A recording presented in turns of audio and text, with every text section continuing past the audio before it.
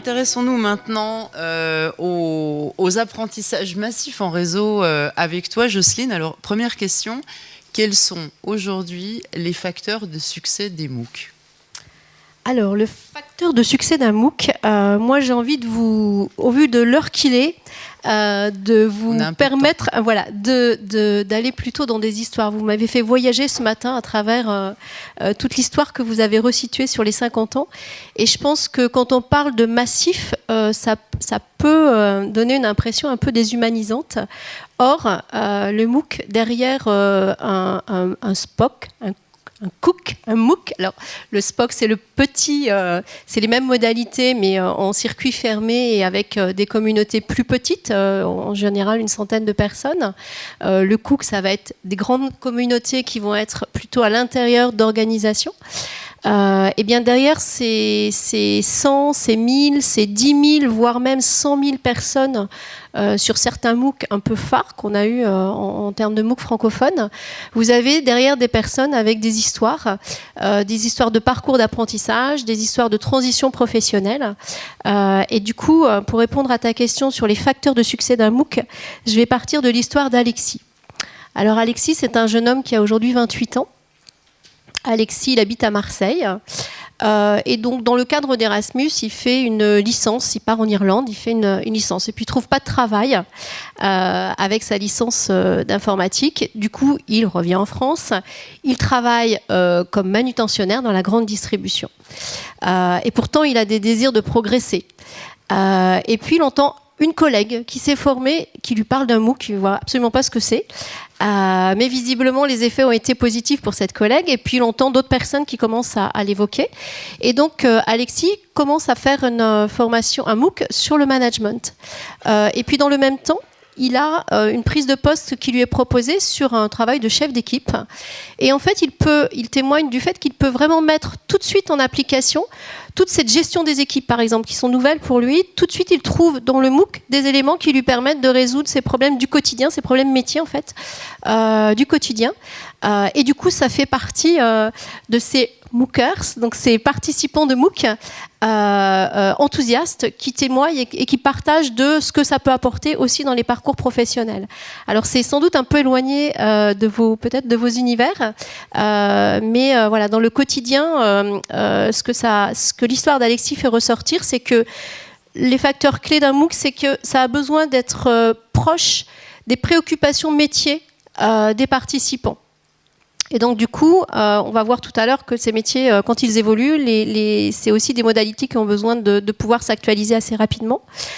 On a, à travers le parcours d'Alexis, le fait que c'est Alexis qui a choisi de faire cette démarche, d'aller se former parce qu'il avait ce désir de progression. Et on voit que la personne a besoin d'être acteur de son développement. Alors ça tombe bien, l'évolution des lois sur la formation aide à aller vers plus d'appropriation par les participants. Mais sur des modalités distancielles, on sent qu'il y a vraiment une importance que le participant se saisisse et soit volontaire en fait, dans cette démarche. Et notamment, on sait que 70% des participants au MOOC sont des personnes qui sont en situation active. Donc, du coup, c'est comment on peut utiliser cette modalité pour continuer à progresser. Et puis, à travers le témoignage d'Alexis, on entend aussi comment ça lui a permis de réélargir ses horizons professionnels, puisque aujourd'hui, Alexis a pris un poste de manager, il a continué dans sa progression, il a continué à se former avec d'autres MOOC, et du coup, voilà, ça a continué à lui redonner du potentiel professionnel là où c'était un petit peu bouché pendant un temps. Merci. Alors, ce que tu viens de raconter sur le parcours d'Alexis est assez, emblématique d'un succès. Est-ce que c'est généralisable ? C'est-à-dire que, est-ce que lorsque l'on se place du côté des professionnels en poste, est-ce qu'aujourd'hui, on peut se dire, oui, le MOOC, c'est un super outil de formation, c'est adapté aux attentes, c'est ce qui convient, ou est-ce qu'il y a des manques ?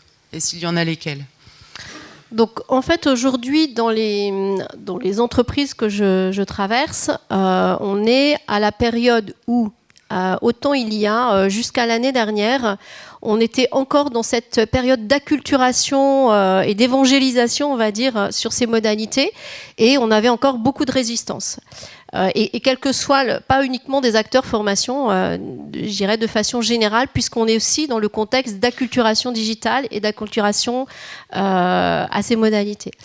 Là maintenant, depuis début d'année, en fait, voilà, les startups avec lesquelles je travaille, les retours d'expérience des entreprises et puis des différents acteurs, des partenaires avec lesquels je travaille, montrent qu'on a passé cette bascule. C'est-à-dire qu'on n'est plus à s'interroger sur le bien fondé de ce type de modalité. On est passé sur, OK, on comprend que c'est important, on voit bien qu'il n'y a plus le choix, il faut y aller, mais comment on y va ? Et donc du coup, du côté des organisations, on a dépassé le silo qui était les métiers, les grands métiers d'une entreprise où on avait la RH, la formation, voilà les différents métiers. Cette modalité, par exemple, elle vient faire un objet transversal où le MOOC va aussi agir au niveau de la communication de l'entreprise, va aussi agir au niveau de l'information qui peut être passée au niveau des clients. Et du coup, on a un élargissement important. Ce qui fait que le participant, en fait, eh bien, il va pouvoir l'utiliser, par exemple, pour se former sur des nouveaux métiers. Je vais prendre l'exemple du MOOC Eurotunnel, qui était un MOOC qui avait vocation à faire découvrir des métiers qui étaient un petit peu confidentiels. En fait, les métiers d'e-rail, c'est pas forcément des métiers qui sont connus par d'autres personnes que les familles de cheminots peut-être. Et du coup, là, ça me fait penser à une personne, c'est Luc, qui était boucher, Luc au départ, qui voulait aussi élargir ses horizons. Et qui, parce que ce MOOC était proposé pour faire découvrir les métiers, donc plutôt avec l'angle de vue marque employeur en fait, a complètement réorienté son parcours et du coup ça lui a permis de complètement réouvrir les horizons. Alors je ne sais pas si je réponds tout à fait à ta question, mais c'est que à travers ces histoires un peu individuelles, ça symbolise en fait des parcours que je retrouve très souvent, soit dans les témoignages des participants, soit dans les témoignages des professionnels dans les entreprises. Et on voit que cette modalité, elle n'est pas parfaite. Il y a encore beaucoup de travail à faire, notamment du côté du travail de l'interrelation, donc toute cette partie sociale. Mais en tout cas, elle contribue à faire bouger et les entreprises et les organisations et les individus à l'intérieur des organisations. Donc il y a une vraie vague qui est en marche, avec souvent, tu parlais de mixité des modalités, donc de plus en plus, y compris dans les MOOC, on va réintroduire du présentiel, parce que cette patte humaine, elle est nécessaire à chaque personne, alors soit Alexis, soit Luc, dont j'ai parlé, mais aussi des groupes, soit en interne, soit en inter-entreprise. Donc c'est aussi voilà, quelque chose qui évolue. La modalité MOOC, elle évolue elle aussi, en fait.